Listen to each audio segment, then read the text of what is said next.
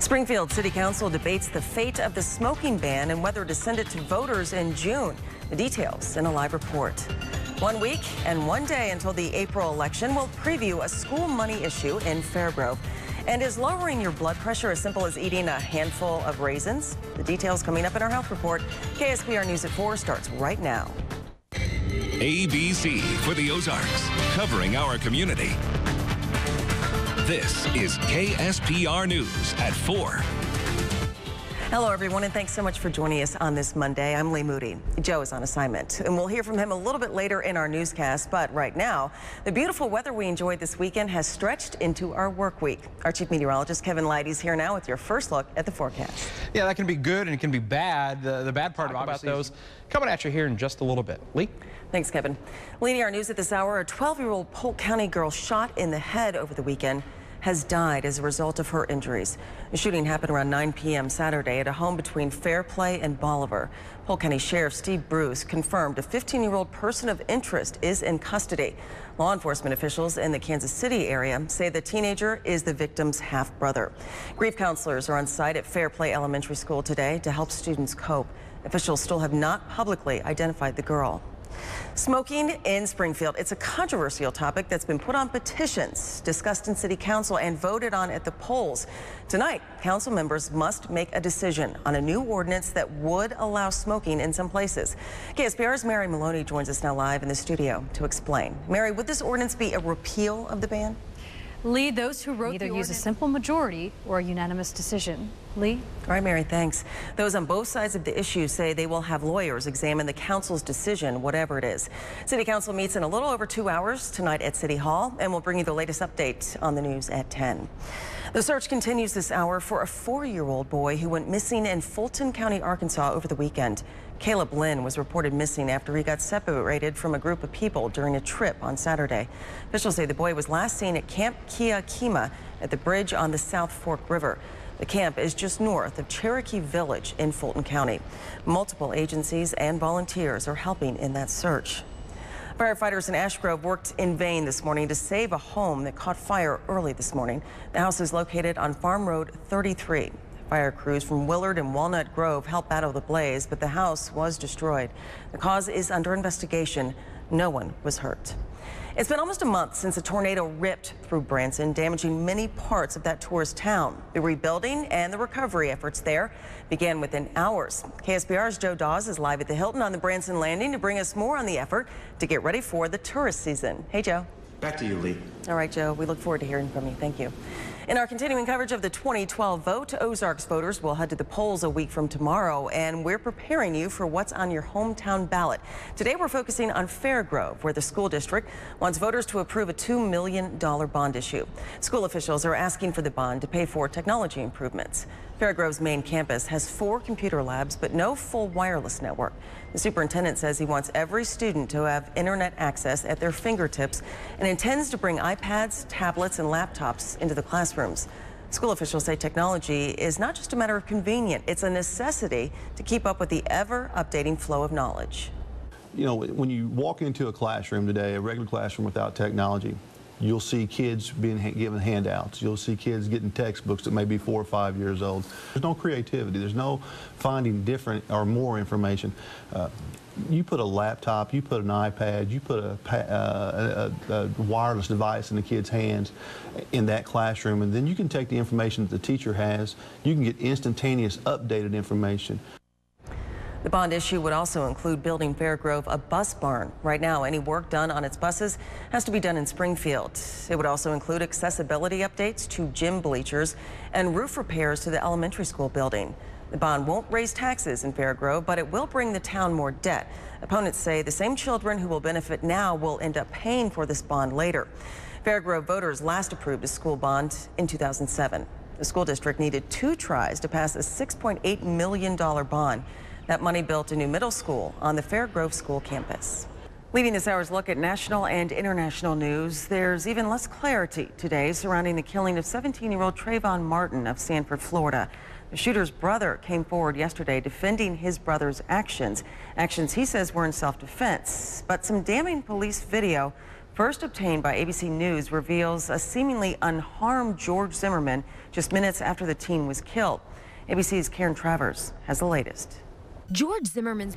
An attorney for Trayvon Martin's family said the video contradicts Zimmerman's story of what happened that night. The child sex abuse trial for former assistant Penn State football coach Jerry Sandusky has been postponed until early June. Sandusky was expected in court in May to face charges on more than 50 counts of child sexual abuse, many related to his time at Penn State. But logistical problems prompted the judge to move the court date. Sandusky is currently under house arrest. He has pleaded not guilty to all the charges. In our Vote 2012 coverage, Mitt Romney is poised to win another primary in Wisconsin on Tuesday. This according to the latest polling data. The Republican frontrunner also picked up another important endorsement this week from former President George H.W. Bush and his wife Barbara. Romney visited the Bushes at their home in Texas. You know, I haven't met with President George W. Bush. We speak from time to time. No.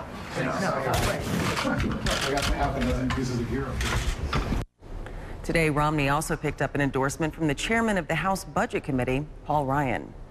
Despite their rivalry, Romney and Newt Gingrich held a private meeting last weekend in Louisiana. The meeting, according to CNN, was pleasant and productive. It took place before the state's primary. Former Senator Rick Santorum of Pennsylvania won the contest with nearly 50% of the vote. Romney, the former Massachusetts governor, scored 27%, and former House Speaker Gingrich finished with 16%. Romney still leads in the GOP delegate battle. And speaking of secret meetings, the 9 justices on the U.S. Supreme Court are meeting behind closed doors today to talk about health care. Thousands of pages of legal paper and 3 days of oral arguments later, the High Court is taking a big step today toward deciding the fate of President Obama's health care overhaul. The justices will take a first vote today, but it's only preliminary. Between now and June, when the decision comes out, there is time for them to change their minds. In Finland, police arrested a man after he fired 6 shots through a school classroom door. No one was hurt at the school, but the man also shot an office worker in the hand at a separate building in the Tampere area in southern Finland. A narrow escape for firefighters in Dearborn, Michigan, and it was all caught on camera. 3 firefighters were trying to ventilate this roof of this burning building. They tried chopping a hole in the roof when it suddenly gave way underneath them, forcing them to scramble for their lives. The last firefighter actually had to be pulled to safety. All 3 escaped serious injury. The cause of that fire is under investigation. And check out this video. A tornado ripped through parts of Monterrey, Mexico this week, and the rare tornado sighting was all caught on tape. 2 women shot the dramatic video as rocks and hail pounded their car. The women said they had never heard about a tornado in that area. If you own an iPhone 4, listen up. You could be getting $15 from Apple. The details are coming up in just a few minutes in our Consumer Report. But first, Kevin's back now with another check of your weekend forecast.